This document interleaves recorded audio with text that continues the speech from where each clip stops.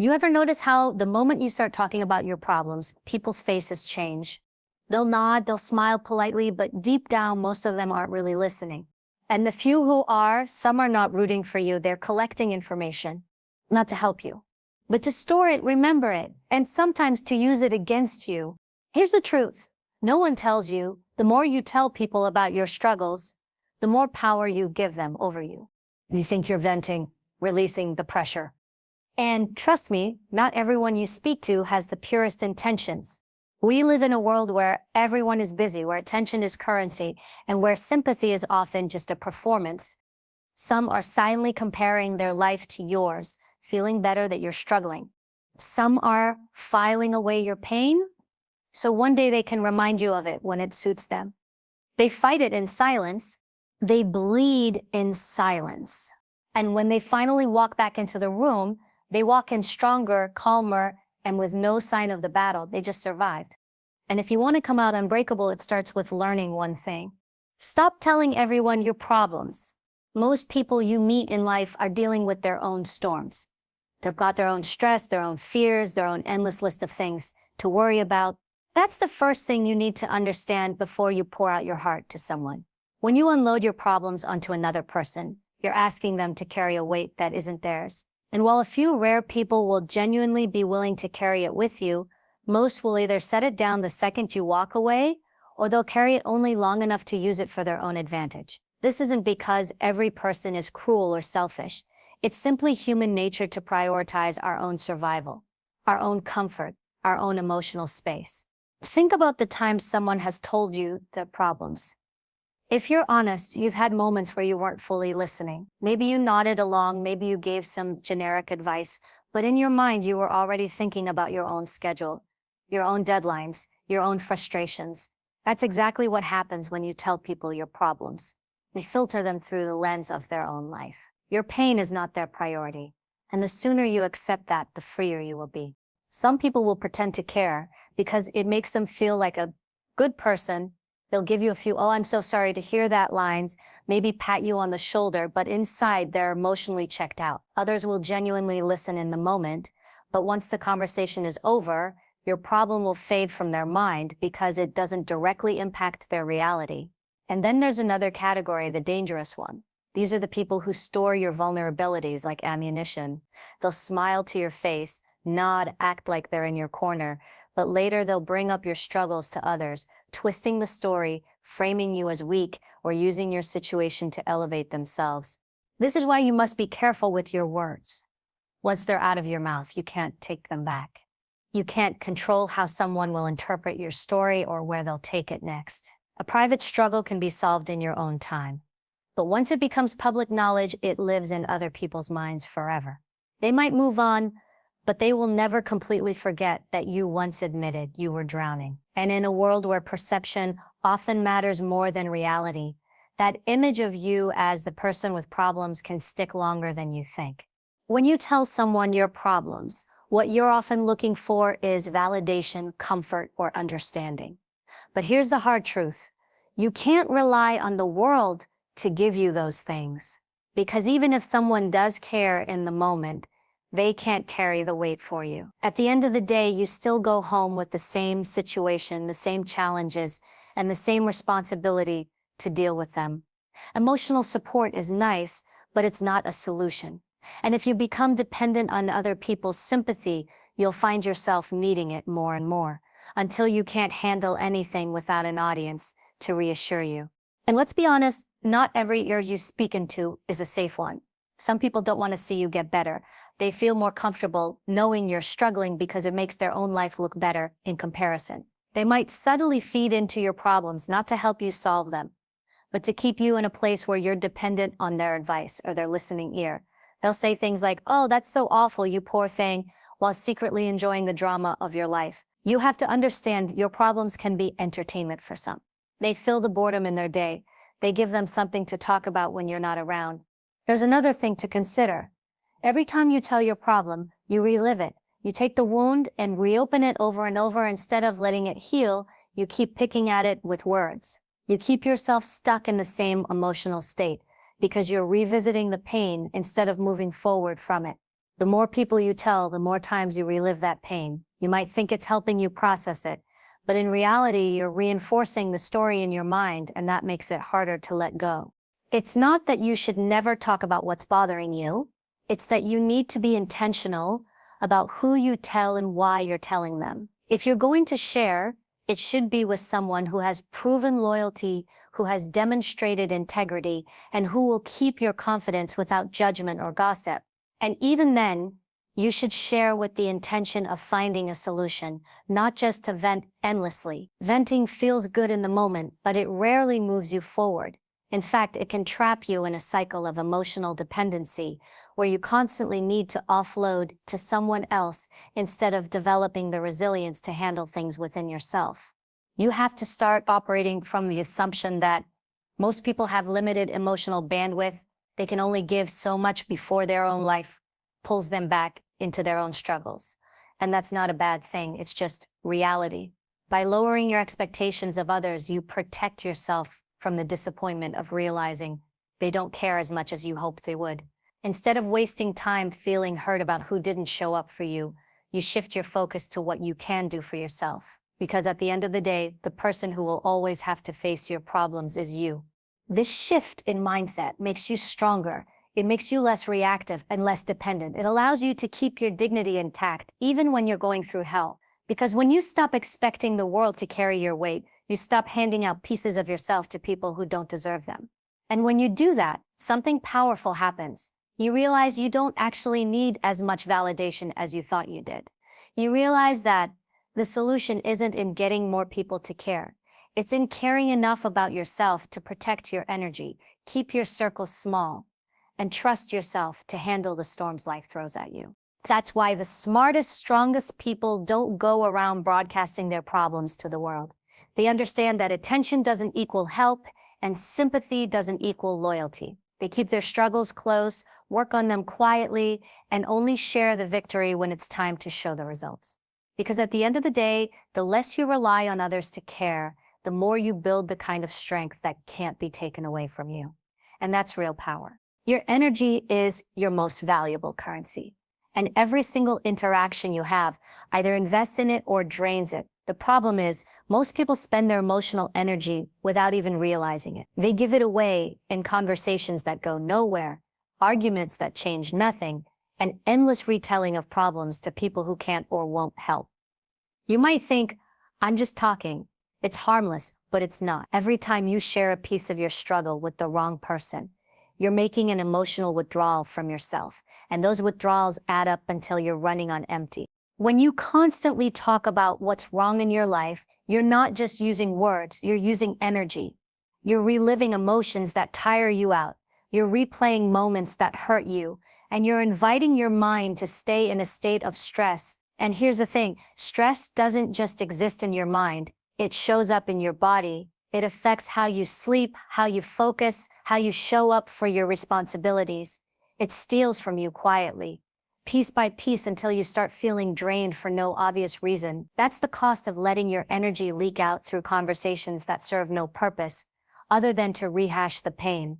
You have to understand that not everyone is qualified to receive your problems. Some people don't have the capacity to hold that weight without it spilling over into something toxic. They might mean well, but they'll either dismiss your feelings, judge you for having them, or make you feel worse by projecting their own negativity onto you. Every time that happens, you're not just failing to get the support you wanted.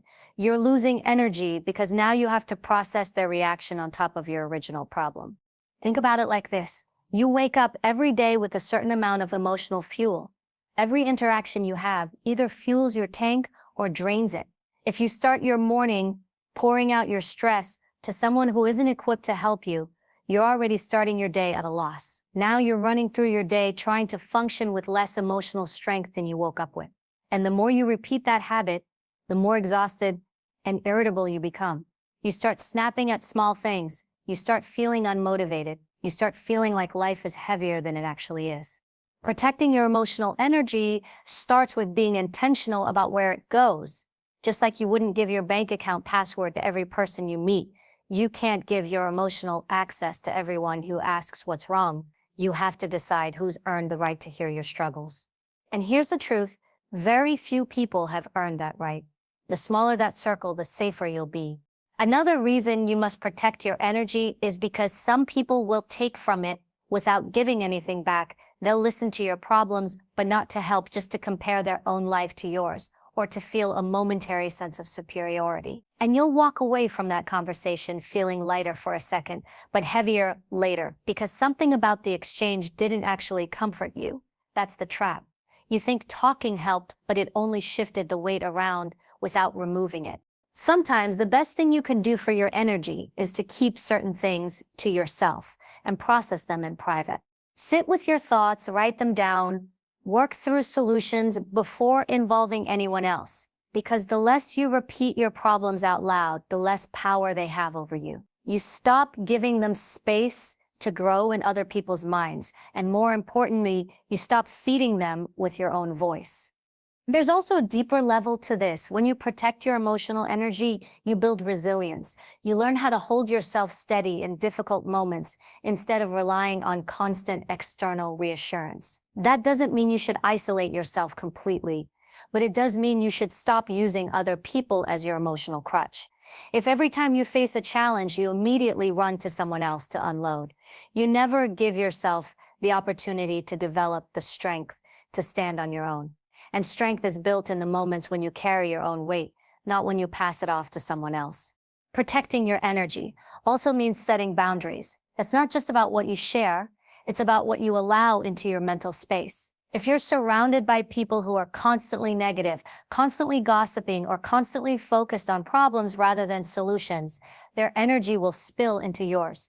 You can't guard your own mind if you're constantly absorbing other people's chaos. And that's the irony. Sometimes you think you're protecting yourself by venting to someone, but if they're living in a constant state of drama, you're actually exposing yourself to even more negativity than before. You have to be disciplined about this.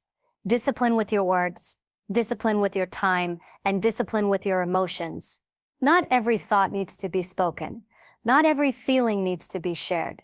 Not every problem needs an audience. The strongest people aren't the ones who have no problems. They're the ones who know how to manage them without letting the whole world in. They understand that emotional energy is finite, and once it's drained, it's hard to get back. You owe it to yourself to keep your energy where it belongs, with you. Stop scattering it by telling your problems to people who can't help, don't care, or might even use it against you. Instead, put that energy into finding solutions, into improving your situation, into becoming someone who no longer feels the need to broadcast their struggles just to feel seen. The more you do that, the more you'll notice something powerful. You won't just have more energy, you'll have more control. And control over your own emotional state is one of the greatest forms of power you can ever have. Because here's the reality, the world will always have noise, distractions, and people who want a piece of your attention. If you don't guard your energy, they'll take it without hesitation. But when you start protecting it like it's the most valuable thing you own, which it is, you stop being drained by meaningless exchanges and start being fueled by purposeful ones. That shift will change everything. Silence is one of the most underestimated strengths a person can have. In a world where everyone feels the need to speak, post, announce, and broadcast every detail of their life, being the one who holds back becomes a rare and powerful advantage. Most people can't handle silence because it makes them feel unseen. They think if they're not telling their story, their struggles, or their victories, they don't exist in the eyes of others.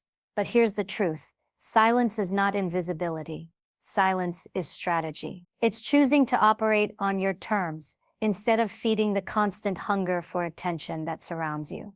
When you choose silence, you choose control. The moment you tell someone your problem, you hand them a piece of your story. And with it, a piece of your control. They can now interpret it however they want, repeat it however they want, and judge it however they want. You can't stop them. But when you stay silent, you leave them guessing. You leave them without ammunition. You leave them with no narrative to twist, no weakness to exploit, and no certainty about where you stand. That uncertainty works in your favor. People can only work with what they know, and when you give them nothing, they can do nothing. Silence also protects your dignity in moments when emotions run high. How many times have you seen someone speak out of anger, frustration, or desperation, only to regret it later? Words spoken in the heat of the moment can't be taken back. They can create lasting damage to your reputation and relationships. But silence gives you time to think. It gives you the space to respond with intention instead of reacting impulsively. It keeps you from making moves that weaken your position. There's a reason the most disciplined people in the world are careful with their words. They understand that power is not in being the loudest, it's in being the most deliberate. When you're silent, people don't know your next step. They don't know if you're struggling or winning, hurting or thriving. That mystery forces them to respect you more because you're not giving them the easy access they've come to expect from everyone else. You're not predictable. And in life, the less predictable you are, the harder you are to manipulate. Silence doesn't mean weakness. In fact, it often takes far more strength to stay quiet than it does to speak. Speaking gives you an immediate release. It's like scratching an itch, but silence requires self-control. It requires the ability to hold on to information, to sit with discomfort, keep your plans to yourself until the time is right. And when that time comes, your words carry more weight because they're rare, intentional, and unexpected. One of the most powerful things about silence is that it creates an element of surprise. If you've been silent about your struggles and suddenly show up having conquered them, you shock people. You don't give them time to doubt you, discourage you, or sabotage you along the way. You let your actions speak for themselves, and when they do, they speak louder than any announcement you could have made in the beginning. Silence allows you to build in peace and reveal in strength. It also shields you from unnecessary opinions. The moment you speak about your problem, you open the door to advice you didn't ask for, criticism you didn't need, and judgment you didn't deserve. People will tell you what they would do, what you should do, and why what you're doing is wrong, even if they've never been in your position. Silence spares you from that noise. It keeps you from carrying the weight of other people's expectations and fears. There's another layer to this. Silence tests the people around you. When you stop telling everyone your business, you see who really pays attention. You see who checks in without needing to know all the details. You see who stays close without needing constant updates. The ones who stick around without demanding your story are the ones you can trust.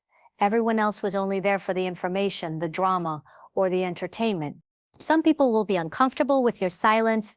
They'll push you to open up, to explain yourself, to fill the space with words. That's because your silence removes their ability to control the narrative.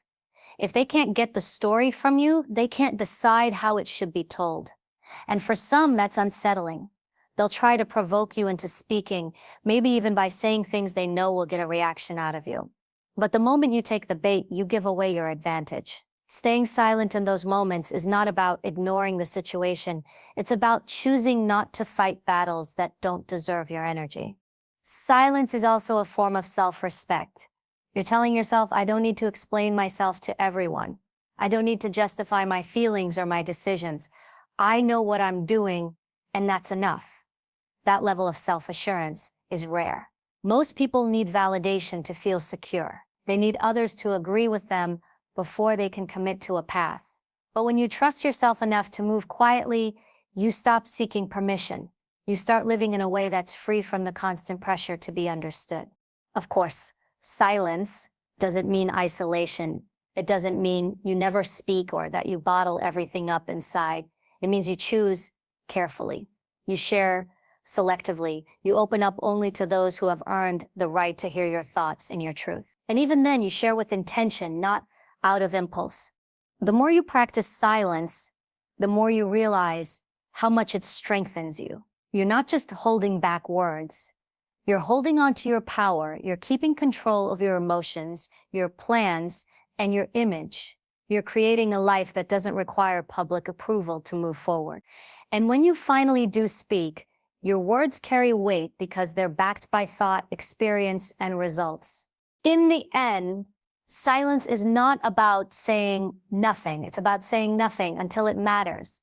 It's about choosing the moment when your words will have the greatest impact and refusing to waste them on people or situations that don't deserve them. Because once you understand the value of silence, you'll stop seeing it as empty space and start seeing it for what it really is. One of the most powerful tools you'll ever have. Complaining is easy. Anyone can do it. You don't need a plan, you don't need a strategy. You just need to open your mouth and let the frustration pour out.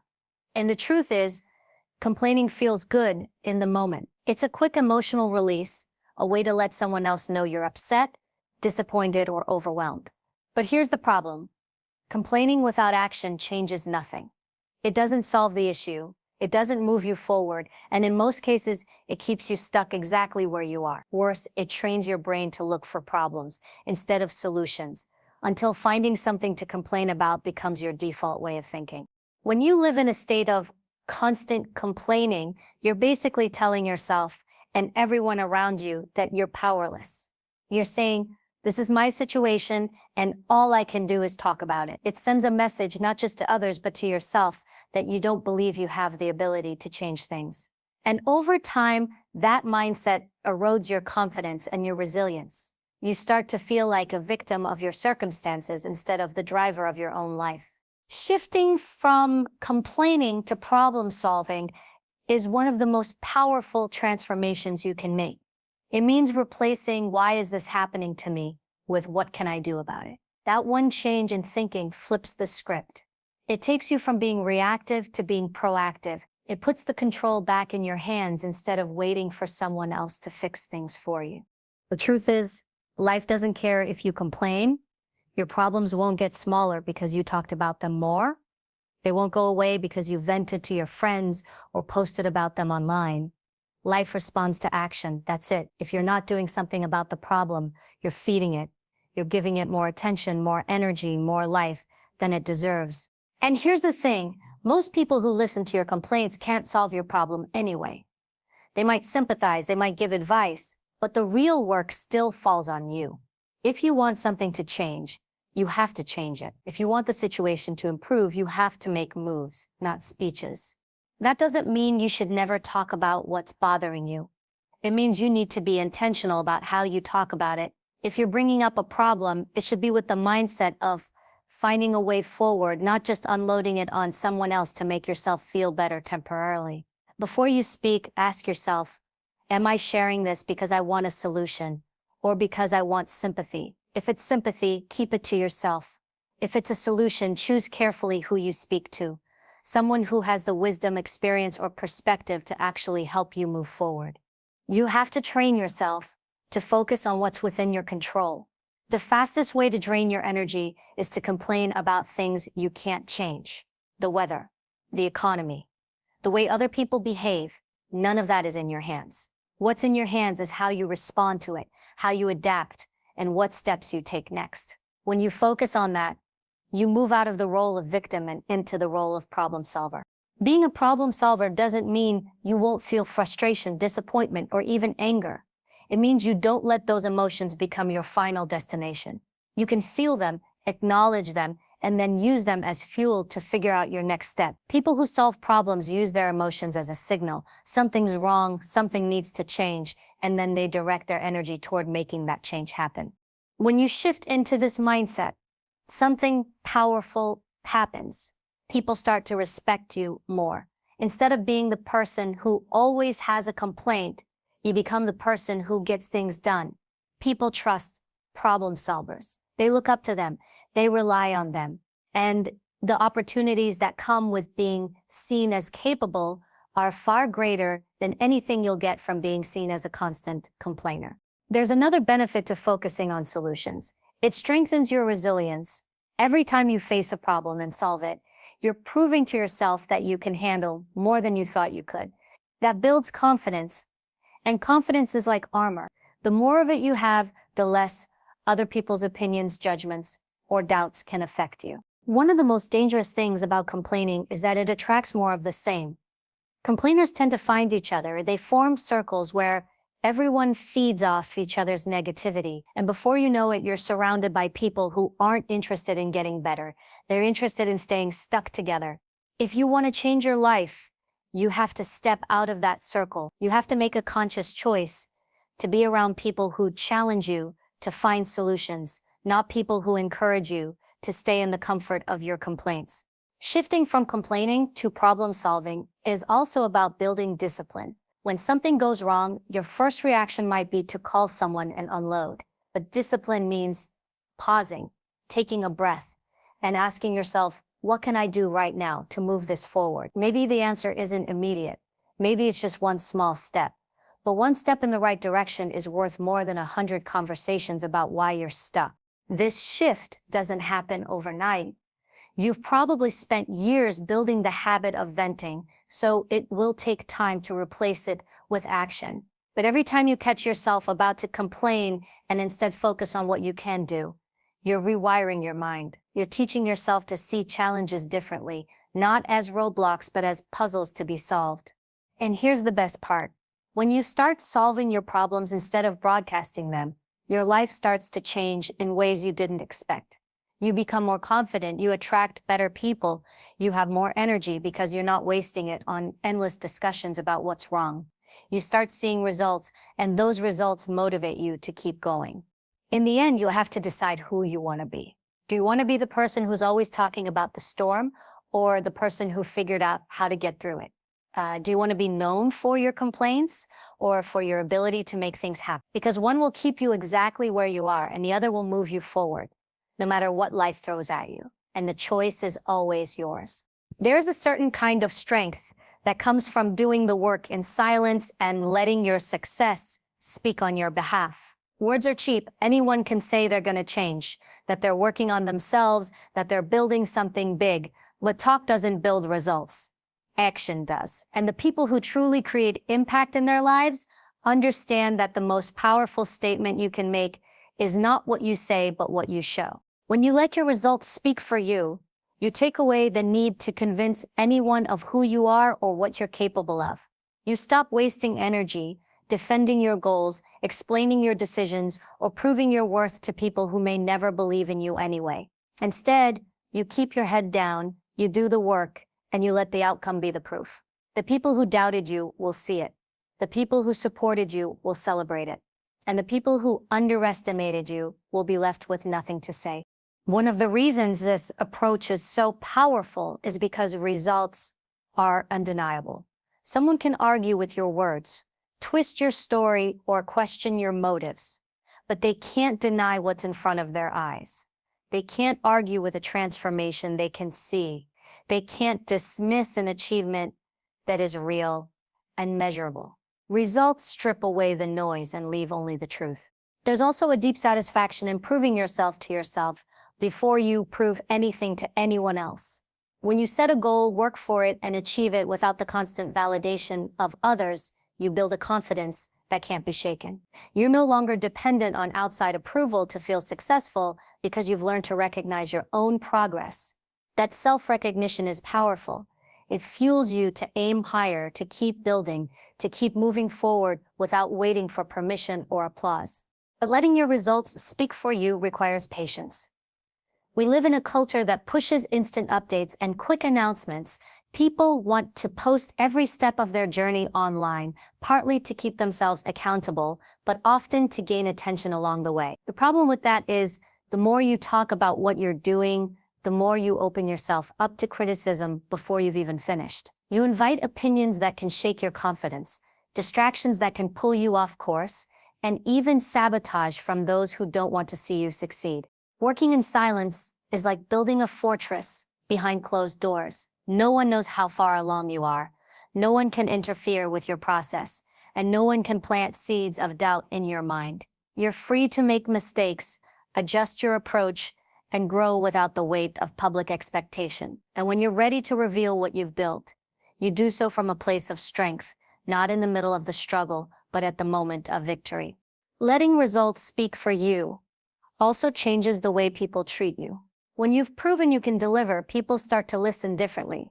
Your words carry more weight because they're backed by a track record. Your presence commands more respect because people know you don't just talk, you do. This is how leaders are built, not through speeches about what they plan to achieve, but through a history of achievements that speak louder than anything they could say. Another advantage of this approach is that it silences the doubters without you ever having to confront them directly. When you argue with someone about what you're capable of, you're giving them your energy and validation. You're telling them their opinion matters enough for you to fight against it. But when you simply keep working and produce undeniable results, You bypass the argument entirely. You don't need to explain yourself. The proof is in the outcome. That's far more satisfying than winning a verbal debate. This doesn't mean you hide forever or downplay your success. It means you allow your success to arrive on its own terms. You don't announce it prematurely. You don't beg for recognition. You trust that the work you've done will speak for itself when it's ready. And when it does, it will be impossible to ignore. It's also important to remember that results are personal. They don't have to look the same to everyone. Your definition of success is yours alone, and you don't need to measure it by someone else's standards.